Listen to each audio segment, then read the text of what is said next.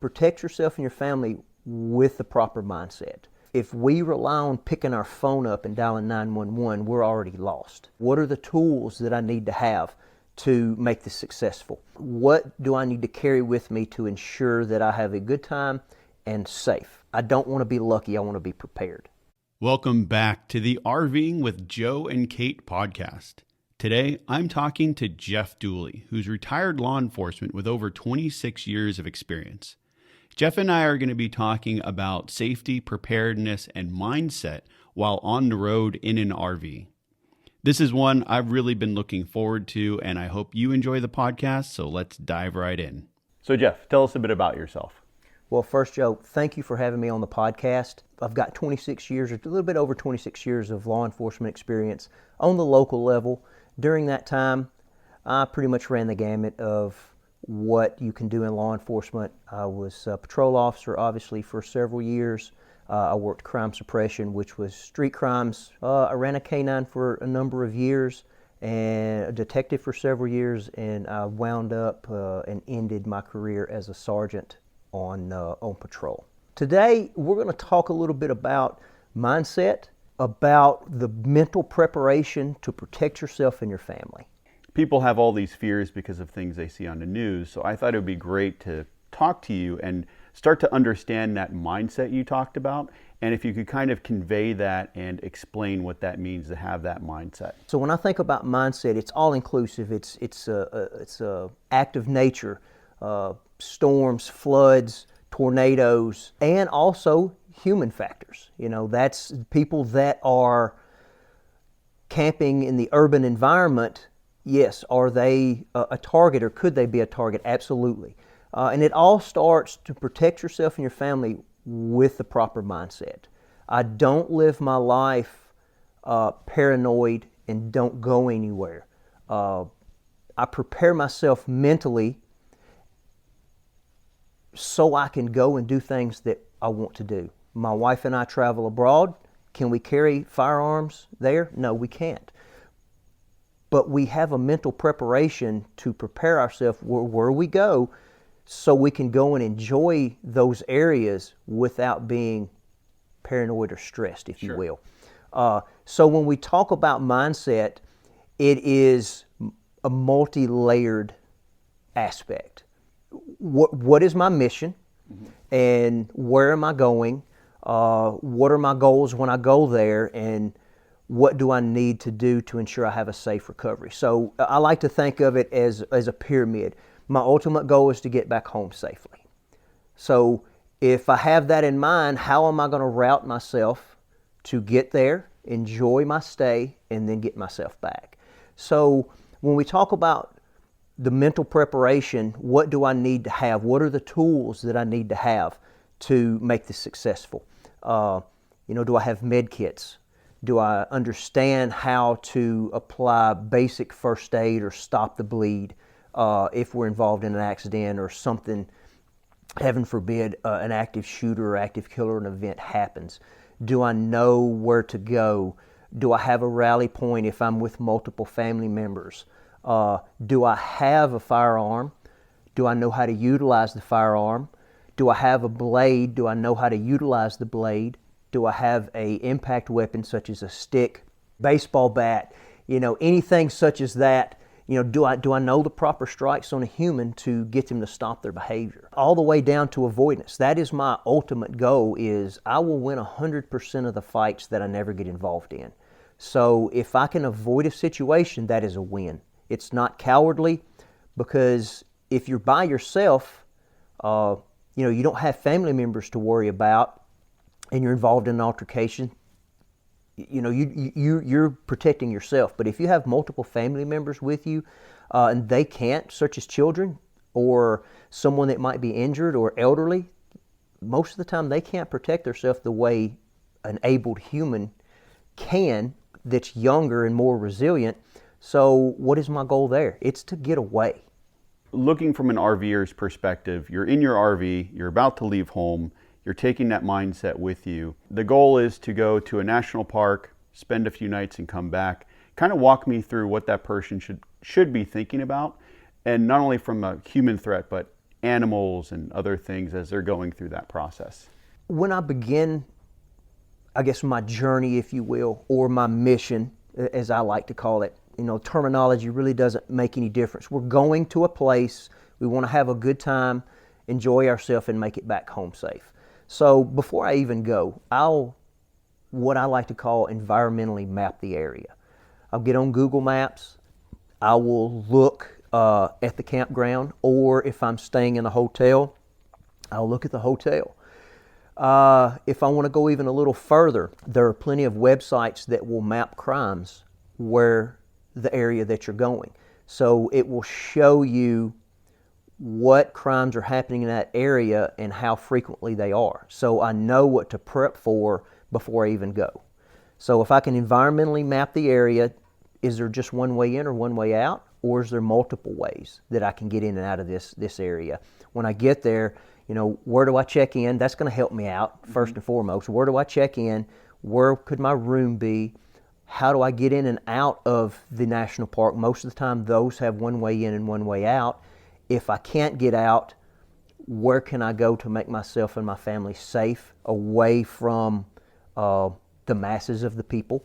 And once I figure those items out, what do I need to carry with me to ensure that I have a good time and safe? For me, being retired law enforcement, I can carry a firearm nationwide. Some people can't do that. Some people don't want to do that. So look at the local laws there. Can you carry? Right? If you can't, and you want to obey the laws, what else can I have? What other skills do I need to bring those tools along to ensure that I'm safe? Make sure that I have my medical supplies. How much food, water do I have that can sustain me for a short period of time? When I say short period, 24 to 72 hours before somebody else can get there. Yeah. Because we have to understand, if we rely on picking our phone up and dialing 911, we're already lost. We are our own first responders. If I'm backcountry camping or backcountry RVing, how long did it take you to get there? So when I call 911 and try to explain to them where I am, you know where you are, but they might not know where you are. So it could be hours before they get to you. Yeah, unfortunately, I learned that lesson the hard way. We were up in Lake Tahoe, California, and I took the motorcycle out for a ride, dirt bike, and went up into the mountains and wanted to explore around a little bit. I told Kait what my route was. If I'm not back by this time, come get me.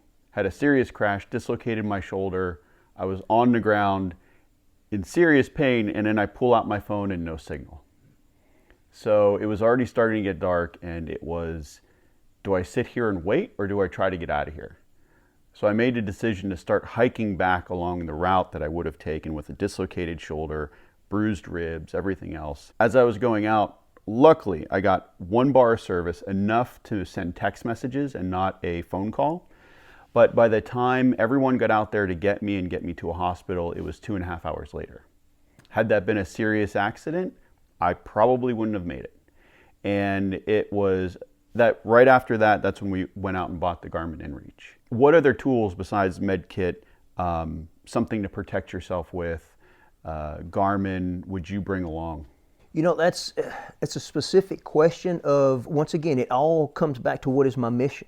And if I go anywhere, even a local travel, going to work or going to the grocery store, firearm, an edged weapon, a blunt object or a stick, a med kit, and I can't stress enough on med kit. It doesn't matter if you want to use a tool to protect yourself, such as a firearm or a blade, an edged weapon, impact weapon. If you don't want to do that, it would be in your best interest to at least understand basic first aid, stop the bleed, because even though you might not ever be involved in an altercation, if you're in a crash and you have a loved one that needs medical attention and you have no knowledge to at least support them until the local EMS get there, you could literally watch them die. With some basic skills,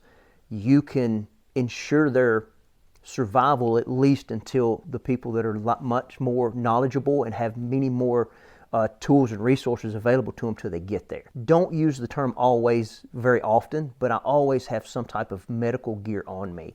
And then some additional things, if I have cell service, my phone is usually on me.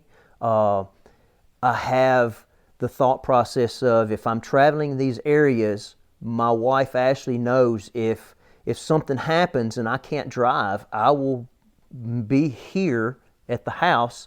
It might take me 2 days, but I have a route that I'm going to get back to here. If we're traveling together and we separate, if something happens in the area, if a tornado comes or if there's an active killer situation, we know to meet back at a certain rally point. Mm-hmm. So we pre-plan all of these things before we even get out of the vehicle. On our way there, the term that I used earlier is environmentally map your area.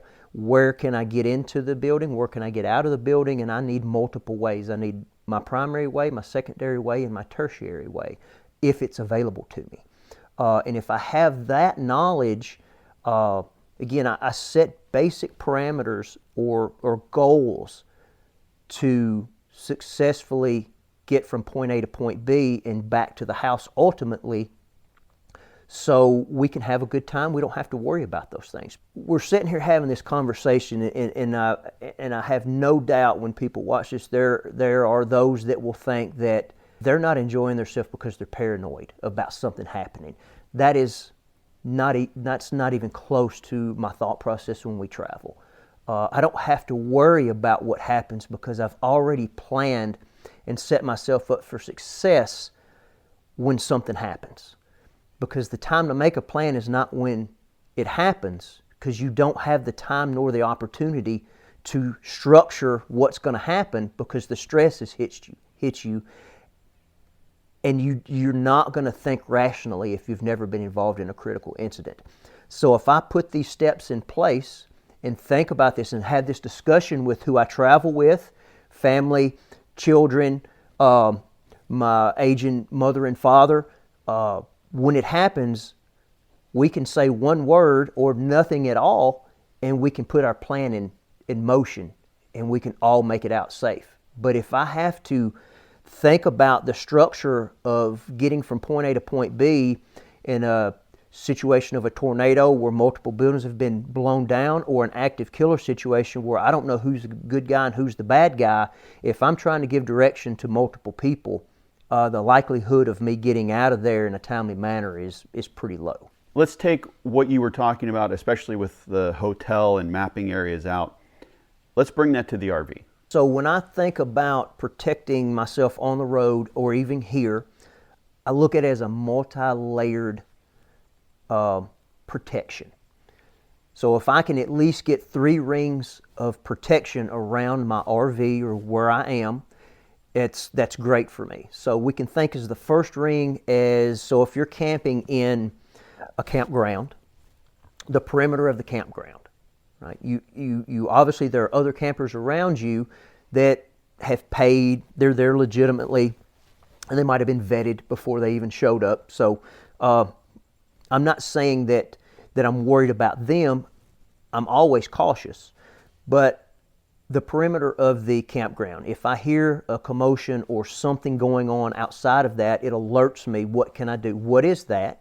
My attention will not be taken away from that until I resolve it. Either I need to act and get out, or it's not a threat to me. It was something else. It's gone away. Now I can relax. So for example, let's say someone else in the parking lot, you hear a man and woman yelling and screaming at each other, something like that? Right. Domestic situation, a crash, or you hear sirens coming, you could see a fire. Is it involving me? Or will it encompass me if it gets closer? Mm-hmm. So I will watch. I will figure out, is it a threat to me? Is it not a threat to me? And then when it resolves itself, the local authorities get there, the fire department gets there, and it doesn't encompass me or involve me, now I can go back to relaxing. So that's the first ring you said. What about the other two? The second layer is my immediate campsite. Now, how can I protect myself with that? There are items and tools out there that you can get that will alert you if someone comes into your campsite. For example, I have on my property here, I have sensors that if something passes in front of the sensor, it makes a certain noise. And that wildlife will set it off, but also humans will. People driving a car, people walking. It's inexpensive, it's battery operated, solar powered. So when you set up your campsite, you could get these items that will protect the perimeter of your camper. So if someone breaks that sensor, they will make different sounds. You can get up to, I believe, 5 on one system, and each area will give a different sound. So I know where they are outside of my RV or my home or where they are on my property. So that's some valuable information that I know that will alert me before they even knock on my RV or my home and let me know that somebody is around. Is it someone that's there to steal things that I have outside the RV? Is it someone that's trying to knock on the RV and rob me or steal what I have inside? So once again, it alerts me, and I can put my plan of action in place. What is that plan of action? Again, it goes back to what is your mission, what tools do you have with you, but it doesn't get you to the startle effect to where you wake up and somebody's standing over you. And then what about from inside the RV? Okay, so the third layer is the actual, so for my home, it's the exterior of my home. So it'd be the exterior of your RV, right? Someone knocking on the door, someone knocking on the window. That is my last layer. I don't have enough time, I don't have as much time to react because it is that much closer to me. But if it's secured, they haven't broken that last layer, again, what do I need to do? I'm not just going to open the door without seeing who's out there. I can talk through the RV. Those of you that's in an area that you might have a Ring doorbell on your RV, or you have the capability of hitting your backup camera or other cameras that you have around your RV, can you look and see who it is? Is it multiple people? Do they have a weapon? Is it the police? But if I don't want to break that barrier and just open the door if I have no idea who it is. Yeah, and speaking of which, so we like to do a lot of urban camping. And people are always afraid of urban camping because they might park somewhere and not pay attention to the rules or laws of the area and then get that knock at 3 a.m. Concerned that it's the police and, for some reason kicking them out of the area. How should someone, if they do get a knock in the middle of the night, how should they respond to that? What are some of the steps they should go through before they open the door and interact with that person? The knock at 3 o'clock in the morning. Nobody likes that. It's either bad news that somebody's going to give you, or it's trouble, or it's the police. So let's back up a little bit and say if you're urban camping and you might not have seen, you can't overnight camp here, or it's not marked, but somebody has called for good reason. Prime example, police might come and ask you to ensure that everything might be safe or you're safe for the public, is the Christmas Day bombing that happened on 2nd Avenue of Nashville. It was an RV parked on 2nd Avenue, loaded with explosives, blew up half of 2nd Avenue in Nashville. So the police were called because there were a whole lot of other things involved with that would alert that it was a danger. But why someone would call or have the police show up to knock to make you move is that they might think the community is unsafe. So don't think that, and I'm going to talk as a police officer's perspective, I don't want to go and knock on your door any more than you want me to knock on your door. But I have a job to do because someone is called and they're concerned. So if that happens, first off, we've already discussed this. Let's see who it is first. Is it a group of 4 or 5 young males that have bats in their hands? Probably not going to open the door, right? But is it a uniformed officer that you can see that there's a badge, they have a belt, and they have a radio? You can talk to them through the RV to ensure that it's an actual police officer, it's not someone dressed up. You can actually call 911 and say, hey, look, this is where I am. There's somebody dressed as a police officer knocking on my RV. Is it police? If you are unsure. And there's nothing wrong with that, because let's face it, in our world today, there are people that will impersonate officers so they can victimize others. But once you ensure that there's a police officer and they're legitimate, see what they're there for. They might be just checking on your personal welfare. They might tell you that, I'm sorry, you can't park here. We've gotten complaints, or we want to make sure that the community is safe because certain things stood out that they were concerned about. But if you just ignore that, if it's legitimate police, they're not going to go away. They're going to get some type of an answer of if you're safe or you're not safe. I've gotten a lot of comments and seen a lot of people who don't want to carry a firearm. They carry bear spray and or wasp spray, which I always thought the wasp spray thing was crazy, but I'm curious to get your take on what alternatives there are to a gun and what those two items bring to the table. I'm going to back up a little bit. Do you have to carry a firearm to be safety? Absolutely not, right? It's all about the 6 inches between your ears. If my mindset is right, I can ensure my safety, right, for avoidance. There are those times that I'm ambushed, that I didn't see it, and I'm there. What can I do? Those that don't want to carry a firearm, that's fine. I have no problem with people that are not confident, and quite frankly, I applaud them because they just didn't buy something and now they don't know how to use it, and they point it in a direction and they, heaven forbid, harm somebody that wasn't even involved, right? So that comment kind of brings me back to a quote from Miyamoto Musashi from the Book of Five Rings. To become overfamiliar with one weapon is as much of a fault as not knowing it sufficiently well. So if you think about that, if I have a favorite weapon, and I'll reference a little bit to my career with this, if I have a favorite weapon and it doesn't work, now what is my plan? And if I don't know it well, so example, if I decide to build a house and I just go buy a hammer, do you really think I'm going to be able to build a house properly? No. I need to have that knowledge of how to use those tools to build it properly. It's no different with a firearm. Just because I have a firearm doesn't mean I'm going to be able to use that properly. One weapon and it doesn't work, now what do I do? All right, I need to be well-rounded. The wasp spray, bear spray, is that an option? It absolutely is an option. But there's a dichotomy to that. If I rely only on that, I've seen and I've dealt with people that spray or chemical weapons had no effect on them whatsoever. That could be the mental disconnect that they have. That could be the chemical cocktail that they've injected in their body, that they feel no pain, or that doesn't have an effect on them. It might later, but it doesn't immediately. So if that doesn't work, now what is your plan? And if I don't have another answer to that, I'm going to pause and I'm going to have to think of something. And at that point, do you have time to pause and call time out when someone's trying to attack you to make another plan? The answer is absolutely not. So those that carry that and they rely only on that, they're setting themselves up for failure.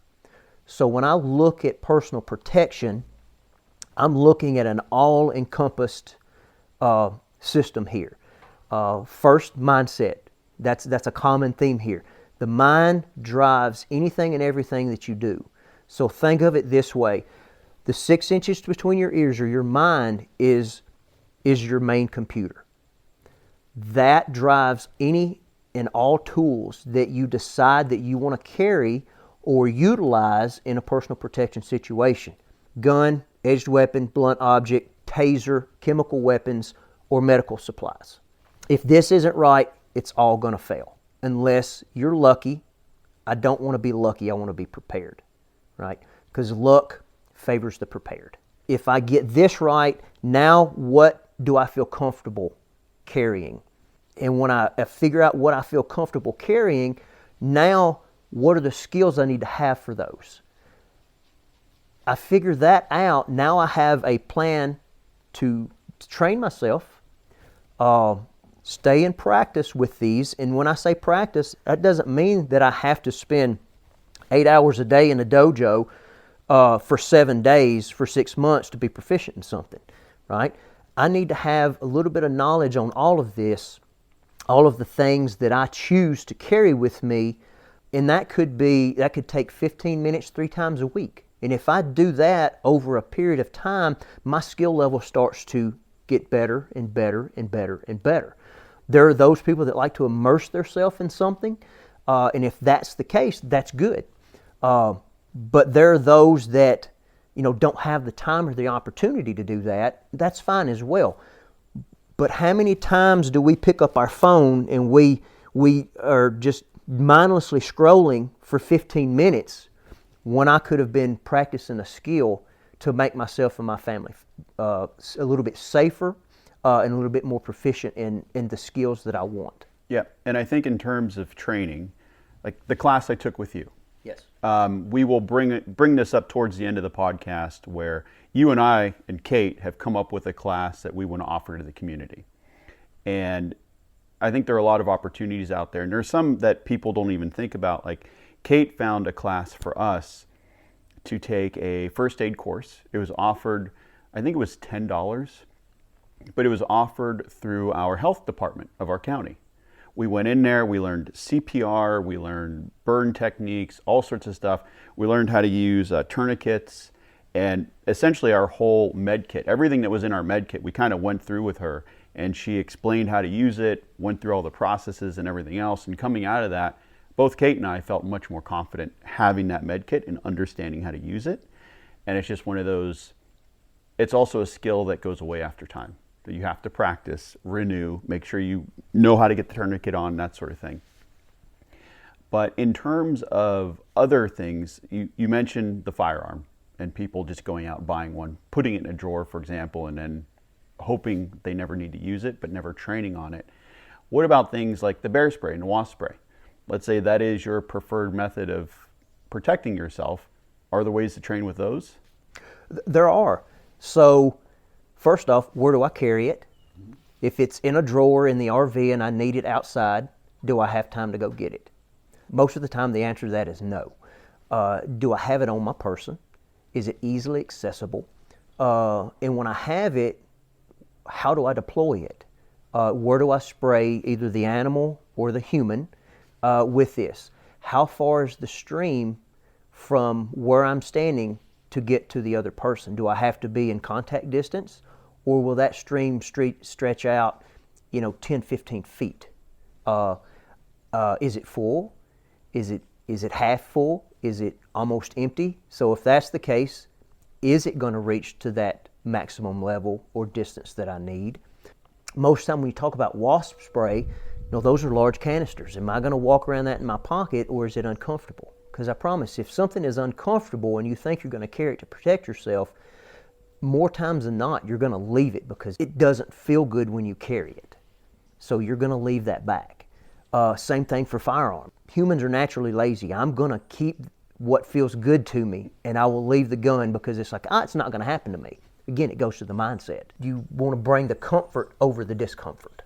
Yeah, I like to liken a lot of that stuff to when people say, what do you need a gun for? Or what do you need bear spray for? We've encountered a lot of hikers up in Montana and that, I don't need that, I'll be fine. It's not going to happen to me. I always ask the question, well, in your RV or your home, do you carry a fire extinguisher? How many times has your house burned down? Probably never, but it's something we keep around because we know there's a possibility. And when that unlikelihood or that unlikely situation happens, if you don't have that tool, you're SOL, and a lot of bad things could happen. You're absolutely right. It's no different carrying a fire extinguisher around with you because this could happen. No different than carrying a firearm around because some act of heinous violence could happen to you. Once again, we're not looking for trouble. We are the good guys here. We carry that for our protection as a last resort. If all my other options of avoidance has failed and the person or persons are still coming towards me and it is either me, my family, or them, that's when I will utilize a firearm. The last resort. Everything else that I have exhausted has failed, or it wasn't time that I could go to it. When we carry a firearm, it is not an intimidation tool. It is not the answer to all of it. Once again, if I only have a hammer, everything looks like a nail to me and I want to hammer it. I don't want to think of a firearm as that way. Because if somebody knocks on your door at 3 in the morning and you pull a gun out and point it at them, and it was a police officer, it might not turn out very well. Or if it's somebody just wanting to know, heaven forbid, because humans are, you can't really figure out what they're doing. They want to knock on your RV and say, "Hey, where'd you get this? This is awesome. Let's talk about this at 3 o'clock in the morning," right? If you point a gun at them, you could be and should be charged with aggravated assault. You need to understand when to deploy your weapons, whatever you carry, at the right time. And that could be a whole nother conversation, is that when do I deploy these? When is it okay? I have to understand the laws and the rules of the areas that I'm in before I do certain things. But one thing I don't think we've talked enough about yet is those first steps. So we've talked about getting to the firearm, but you mentioned earlier the most important thing and what can get you out of almost all situations is avoidance. And I don't think we have enough time in this podcast to go through what all that means, but can you give some examples of, either being in an RV or being in a situation and what avoidance looks like and how that mindset works? Absolutely. So once again, if I can identify some type of a threat, or let's say it's just an altercation, outside the RV, inside or right outside the restaurant that I'm in, wherever you are, you can apply this with whatever situation that you're in. If I am at the 45-degree syndrome with my phone and I'm not paying attention to what's around me, and something literally happens right next to me and I am not aware of it, and then I look over, that I have a startle effect, right? I don't want to hit that startle effect. I want to be able to see what's going on prior to it getting to me or encompassing me in the area that I'm in. Since I'm a range master at Gunsight Academy, Lieutenant Colonel Jeff Cooper's color codes comes to mind here. So his color codes in a simplistic form is white, yellow, orange, and red. And those codes are not reference to the amount of danger that you're in, but it allows you to be situationally aware of your surroundings, and if you see something, I can raise from one level to another. So to step you through those, white is unaware.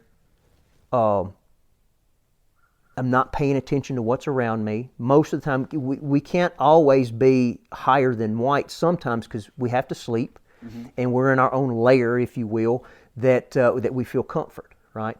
But white is what I don't want to leave the house in, or I don't want to leave the RV in and go into the world because I'm not aware of my surroundings. So for example, if we're talking RVs, you pull up to that gas station at midnight as you're on a long drive, and a lot of these RVs have huge tanks, so you're going to be there for a while. Stick the pump in, and then you get on your phone or you start paying attention to something else. So you're in white mode right then. Absolutely. You don't see somebody walk up to you, tap you on the shoulder, and it startles you. You should have seen them at least around the perimeter of your RV, or somebody tries to open up your passenger side door while you're on the driver's side. And that now they're in your RV, right? So yes, that is white. If I'm getting gas, I'm pumping it, then my head is up. So we think about predators in the wild. Do you ever see a predator in the wild not paying attention? Because their survivability relies on awareness. Where's their next meal coming on from? Or where's the apex predator that's above them? Are they trying to attack them and feed?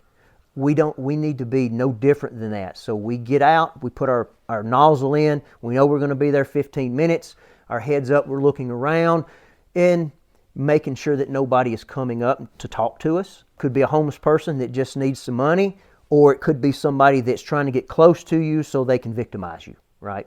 But yes, to short answer, yes, that is the white condition. The next is going to be yellow. This is what I want to do most of my operating in the wild, right? My head is up. I'm alert. I see things around. I can look, but there's a difference between looking and seeing.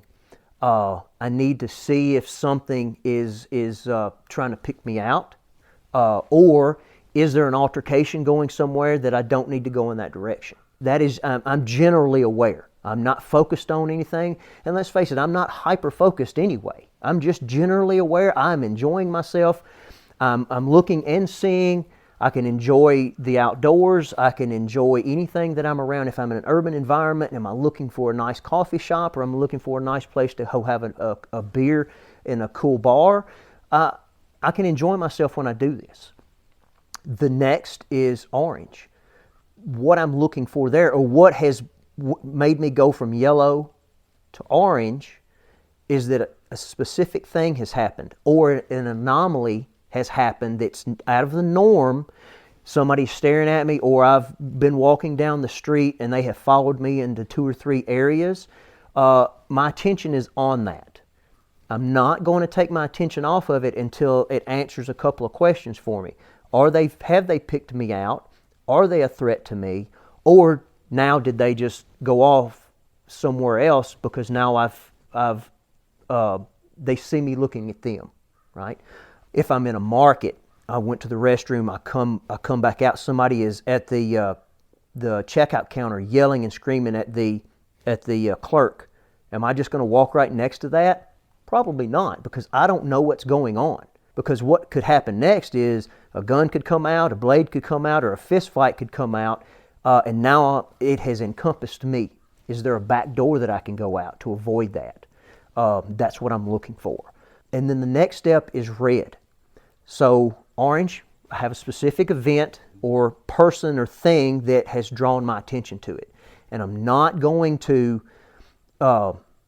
take my attention off of that until I resolve safe or not safe, or I've exited the area, right, to make myself safe.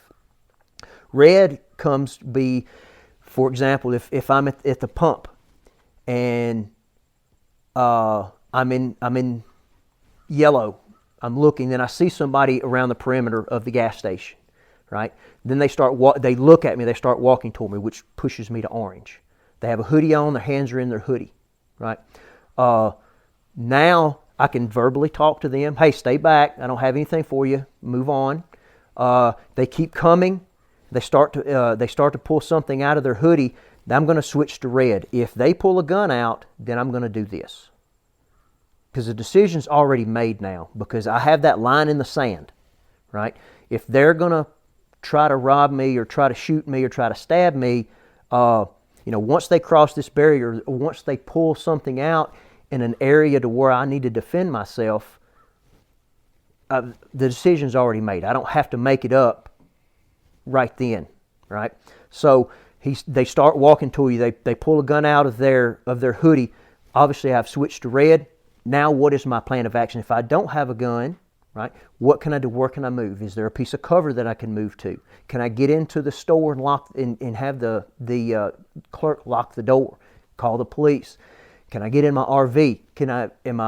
Am I getting in my RV? Can I just drive away? Right. So the red is the action part. I don't want to go from white to red because then they're right on me. I don't have time. I have that startle effect. I don't want to go from yellow to red, right? It's that time. I want to see things. I want to see the things that don't stand out to me, the anomalies, if you will, that's not norm. And I answer those questions before they get to me. When people are victimized, there's a 5-step process. You have to be in the same area. They have to pick you out, right? They have to close the distance, however that will. And once they close the distance, then they have to act. Can I make the assumption that if you are someone, if there's a gas station and that predator is there and they see someone looking down on their phone paying no attention and you with your head up looking around and then you spot them, they're much more less likely to pick you out as a target.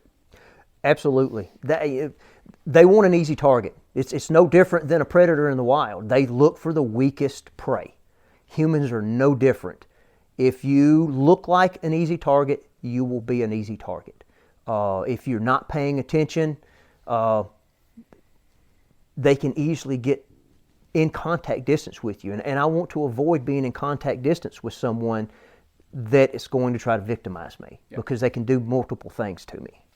Now let's talk about a situation in which I failed in when I was taking your class. And you and I had spoken about this, but I want to reiterate or tell the audience about it. So we had gotten done with the class for the day, and I'd gone over to Planet Fitness to go grab a shower and just kind of recoup. And after I got done, I had to rearrange some things in the van, one of which being my firearms that I had in there for the class. And I was pulling stuff out, putting it on the ground. I had the doors open, and I was kind of paying attention to what was around me, but I was also paying more attention to what's happening in the van, and my back turned to the parking lot. The next thing I know, I have a woman coming up on me who looks homeless. When she does come up, all I can smell is alcohol. She seems like she's on drugs. She's telling me this story about her grandkids and how she needs money and everything else. And all the while she's talking, I'm trying to get all my stuff back in the van. So she doesn't necessarily see it, but I don't know who else is out there. So with that situation, tell me how I could have done things better and been more aware. So, when you have situations like that, you can learn a lot from it. And what can I do better to ensure that I don't even put myself in that situation? So think of it this way. If you could have rearranged that before you left a known area, the range, you're in good company with people in class. We know each other. You've been vetted to come to class. It's a safe area. We've been shooting all day. We know who's around. Could I have done that before I got to that destination? If once I get to that destination, once again, if you're by yourself, and someone comes up, they're dividing your attention. Could another person with her, while you were dealing with her, trying to get her away, got into the front of your RV? Or went to another side where there's a bag or something just inside your RV, taken it, and moved on before you even knew that they were there. So if we're doing something in the wild and we're by ourselves, we need to think of a couple of things.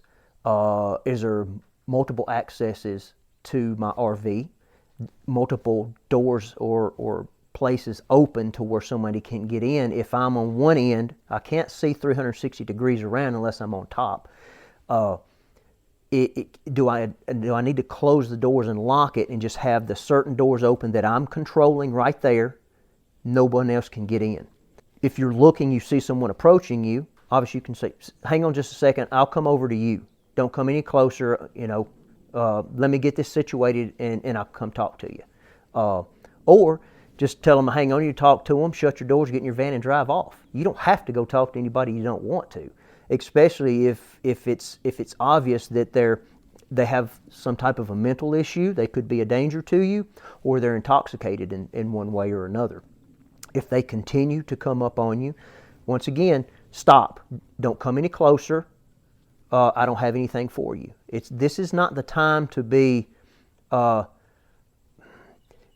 guess, politically correct and nice. If you think someone could be a threat or is going to try to steal something or victimize you in one way or another, that doesn't mean disrespect them and demean them, but I'm going to be assertive, tell them to stop. Clear, precise words so they don't get any closer to me. That makes sense.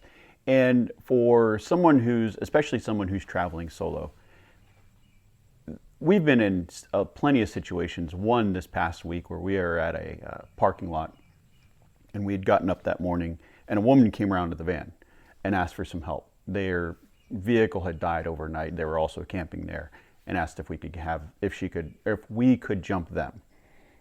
I assessed the situation, broad daylight, everything else. They look normal. Sure, I'll come over and help you. But especially if you're a solo person and you don't have someone watching your back, I know there can be that feeling like you have to help this person, or I'm a bad person for not doing it, but you put yourself in a situation where you might not be sure of. What are some alternatives? Like saying, hey, I can't help you, but maybe I can call someone for you. Or what else can I do without having to interact with that person? Most people care about what other people think about them. Most people do. And you don't want to be labeled, oh, they're mean, they didn't want to help me, they didn't want to do, they just left me here. But we have to listen to our sixth sense. If it doesn't feel right, there's something that just stands out to you that doesn't feel safe, look, I can call somebody for you. If you don't have a phone, I'll call somebody and they'll be over here. We can call the police, they can jump you off. I don't have the equipment to do that for you. And if they say, well, I have jumper cables, I'm sorry, I don't feel comfortable with this, let me call someone for you because I have somewhere to be. Again, you don't have to be rude about it, but you can get them help. So you are helping them, and you just didn't leave them and had no contact with them at all. It's just you didn't put yourself in that situation to, now you're hooked up to them, and I'm in an area that I might not be able to get away from in an efficient manner, and if now they've set me up to victimize me, what are my options, right? So I don't want to get involved with that. Offer to call somebody for them if they don't have the contact, and you are on a time frame that you have to leave. You don't have the time for this, but you'll get them help. Now let's say we're in our RV. Something happens. You experience a hit and run. You were somehow victimized. Any number of things.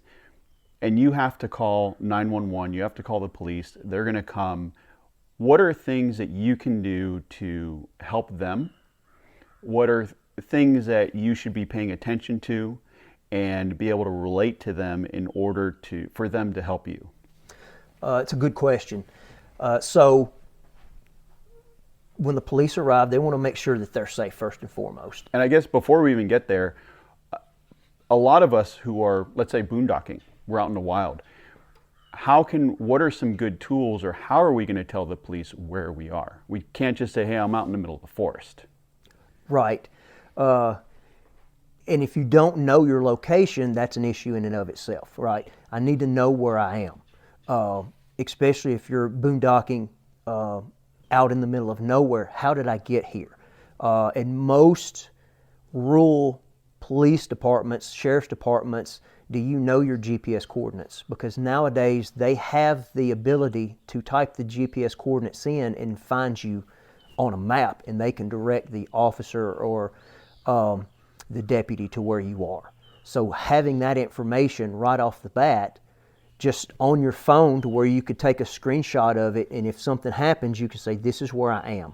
The dispatchers that you call into will have that information that can direct them there.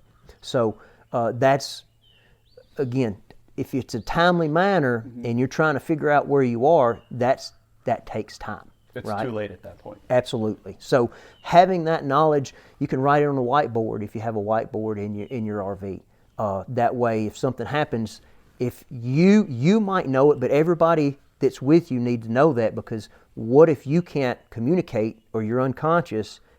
Now how do they find where they are? And if they don't have the means or understand how to do that, it's going to take that much longer. So you could have a simple little whiteboard or a structured area of, if something happens, this is where we are, this is what we do, and this is how we make contact. It's just a simplistic thing, and then we're prepared for it in case it happens. But going back to your question, I want to make sure when the police arrive, they know that I'm not a threat. So if I'm there and there's the altercation or whatever happens, and I'm just waiting on them, I'm going to turn my lights on. I will be out where they can see me with light, that I'm not a threat to them. I'll have the information from my vehicle or RV readily available to them. If I'm stopped on the roadway in just a regular car, before the police officer gets up there, I will turn all my interior lights on, roll my windows down so they can see everything in my vehicle. They're not going to feel safe, but they can see their environment to make sure that there's not an immediate threat. It shouldn't be any different with an RV or an RVer when you call the police. Set them up to where when they show up that they can see their environment, then they're not going to experience an immediate threat. How is that? Well, how are you set up? Do you have lights you can turn on the interior where they can see you? Stay in a lit area. If it's a parking lot, they can pretty much see everything around. So that's my first suggestion. So because when they show up, remember, they're coming to something that they have no idea what went on. The information that you give the dispatcher might not be the exact same that they give out, or it's on their MDT or their computer that they get the call on. So they have to figure out what's going on when they get there. Second is have all the information available to them. Where is your registration? Where is your insurance? Do you have video of what happened? And my suggestion is if you have an RV or you're driving across country and you live, is you should have some type of a recording device that records when you're in motion and almost 24 hours. Just like on my home here, I have video cameras that continuously roll or on, and if movement happens, they'll start recording. Because if you have that, it's easy to give that to the law enforcement agency, and they can actually see who did what. If it's a hit and run, they'll see the actual vehicle. Maybe they can get the tag from that video. They might, if it's a person that comes up, smashes a window or does something, they'll actually see the person. If you see them, you don't have the video, some of the worst evidence is eyewitness evidence, because we're all human, right? We make mistakes. We see something, but it's not what we actually see. So just saying it was a white guy in his 20s, well, that's a huge population, right? What are something did he have visible tattoos, right? Was there scars? Did they walk with a limp? If it's a vehicle, is there damage on the vehicle? Know the make and model of the vehicle. Did it have anything that stood out to you? Did it have aftermarket wheels on it? Did it have loud exhaust? Was one panel a different color than the other car? Than the other part of the car? Was this windshield smashed on it? Things that is not easy to change, right? Because if I say it's a white male in his 20s with blue jeans and a white shirt, it's easy to change the blue jeans and a white shirt. I've had people at crimes commit a crime. As soon as they get out of visual area of where somebody saw them, they'll take their shirt off and put another one on, or take their pants off and put some different pants on to immediately change their appearance. And there's a whole lot of things that's not easy to change that stands out. What was their accent, right? If it sounded like me, they could be from the southern states, right? Or did they sound like they're from Boston, right? That's what we're looking for, something that's not that they can't change or is hard to change. Okay, yeah, I think when I had that incident at Planet Fitness, I went inside later and spoke to the manager there just to let him know this woman was in the parking lot. And when the manager started asking for a description, I was giving a physical description, and it was pretty general because I wasn't able to I was just trying to get away from the woman. But once I started telling her about what the woman sounded like, the alcohol in her breath, the story she told me, and I told her, I remembered the story, and I told her the exact story, and she goes, yep, we know exactly who that is. She either uses this story, and like some of the things I had told her were able to pinpoint to that woman. And that woman had already been banned from that parking lot, so now she was getting a trespassing. So the police came, filed a report, all that stuff. So those little details were the things that helped me identify who exactly that person was. And most of the time, local people, if it's somebody from there, they know exactly who it is, just like in your case. And to back up a little bit, if that happens and it was just something that happened small, they didn't steal anything, they didn't get anything, it was just a weird confrontation, don't be hesitant to call the police, because that person might be somebody that victimizes RVers all over the country or in their area because they know that they don't live there, they don't know them, and you could give some information that could lead the arrest of somebody that victimizes RVers that come to this area all the time. So don't think that the knowledge that you have or your incident that has happened is insufficient, because that one small little tip could help identify somebody that they're already looking for. Sure. And law enforcement, you give them a call and let them know, they're not going to be upset that you called to tell them this. That's what they're paid to do. Yeah. You know, they're going to respond to help the individual out and solve crimes. Now, we've covered a lot of ground today, and I think a lot of it, as we mentioned earlier, some just grazing the surface of all those details. But are there other things that for this discussion today that you want to impart to the audience, or things that we haven't gone over quite yet? You know, it's to sum this up, I'd like to say, don't take the fun out of what you're going to do, right? The reason why you're RVing is to go out and spend quality time with your family and loved ones, to experience new things. And when we talk about this, even though I'm very passionate about it, you know, some people think that now this is the only thing I think about when we're traveling, and that's not the purpose of this. The purpose is to make you aware of how to prepare yourself so you can do all of that and not have to think about your welfare or safety until something happens. I mentioned a little bit earlier, when we travel, some people that know us, they're like, "Oh, y'all must not have that much fun because, you know, you're always thinking about your safety." That is not the case. We travel stress-free because we know we are prepared to handle anything that happens. And if I have that knowledge, it frees you even more to go do what you want, when you want, where you want, because if something happens, you know you can survive that, escape it, or handle it, and you're here to live another day and go experience the stuff again. Sure. And if I could provide an analogy, tell me if you think this is correct, but having that mindset is very similar to, and we don't have kids, but I know plenty of people who do, but when they go to, let's say, Disneyland, or they go RVing and they're bringing children along, those parents know they need to bring wet wipes, snacks. There's all sorts of things like a mom might pack in her purse for the kids if they have a breakdown or whatever it is, and be able to be prepared for those moments. Like I remember as a kid, we would go to Magic Mountain, go on the water rides. My parents always brought along dry socks because it was just part of life. And I think it's the same thing. It's just stuff that you keep in the back of your head. It becomes second nature. You're prepared and you're not worried about what happens when I go on the water ride and I get wet socks, so I have to walk around in those all day. You're absolutely right. It's the preparation and the mindfulness to accept that things can and will happen. It might not be extreme, or it could be extreme, but just the acceptance that something can happen on the road to me or to us is a reality. Because if I don't accept that, I'm living in denial. And if I'm living in denial and something happens, once again, I'm not prepared. I don't have the tools. I don't have a plan.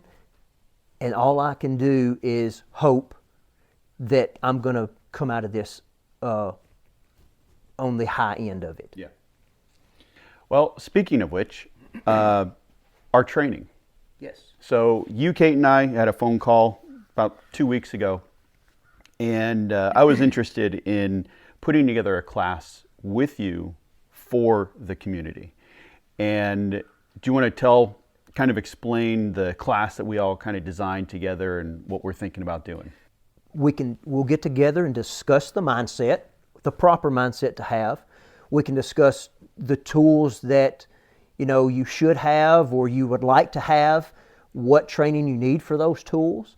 And we're also going to introduce a beginner's pistol class to where if you don't have a pistol, or you've never really handled a pistol, or you have one and you've never really had any formal training, safety, proper manipulation of it, proper presentation of it, and just get you an introduction to being comfortable with a firearm. And then from there, we'll just build on what people want. Because everybody's mission and everybody's vision of what they want is going to be a little bit different. Understand that things can and will happen, and it's okay. I'm going to survive and thrive in this because I'm prepared for it. Yeah. To ensure that everybody gets what they want out of class, I don't like to run large classes, but we will limit this to about 12 people. When you talk about mindset and preparation, it's a lifestyle. So there might be a little bit of changes, but it's not all-encompassing. But I appreciate the opportunity to let me share my knowledge and failures over the years that put me in the position that I am now. And if people want to get in touch with you, how can they do that? Yeah, it's pretty easy. The company name is Personal Responsibility LLC.com. It's just as it sounds, because it's everybody's personal responsibility to protect themselves and their loved ones. It's not the police's decision or responsibility. It's yours. So if you need to get in touch with me, that is the best way. You can send me emails, text messages, and I'll get back to you as soon as I can. I could have spent hours talking to Jeff, and I really feel like we were just scratching the surface on a lot of those topics. One thing that really stood out to me that I haven't thought that much about is, if we're out boondocking, let's say out in the middle of the forest or the desert, if something happens, help might be hours away, and we are really our first responders. I took a lot out of that, and we'll be applying it into our kind of day-to-day lives of RVing. That said, I would love to have Jeff back on this show, and if there are specific topics or things you would like us to discuss, head on over to the YouTube video if you aren't there already, and leave a comment. Now, for those of you who are interested in the class Jeff and I were talking about, in the show notes of today's episode, we will leave a link to a listener form that you can fill out, and we will notify you when the details drop for that class. If you're a new or experienced RVer and you're looking for more resources, head on over to our website at we'retherussos.com. I have an article there specifically on traveling with firearms, new beginner's guide for RVers, and many other things to help you in your RVing journey. Down in the show notes, you'll find a list of the resources we mentioned in today's episode, along with the books that I've written about the RV lifestyle. So that's it for today's episode of RVing with Joe and Kait. Hope you enjoyed it, and if you haven't already, please subscribe or follow on whatever platform you're using, and we'll see you next time. Bye.